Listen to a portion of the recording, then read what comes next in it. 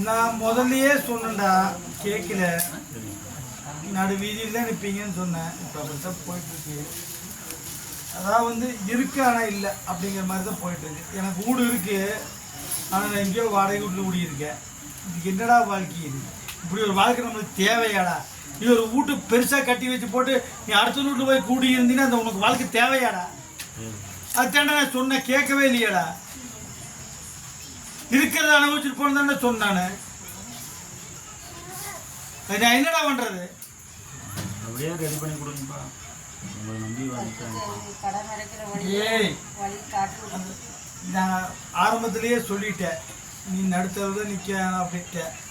நிற்கிட்டு நிற்கிட்டு நீ நில்லு.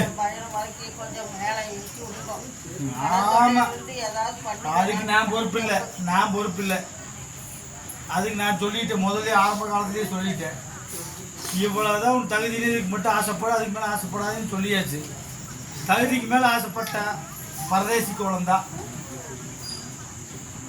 எதையும் இருக்கு ஆனா இல்லை, எதையும் அனுபவிக்க முடியாது. தாயே, ஓ, நான் இதை பற்றி நான் பேச ஆசைப்படல. நீ இந்தா ரொம்ப பண்ணு, போ இந்தா போ. நான் ஒன்றும் சொல்கிறதுக்கு ஆசைப்படல.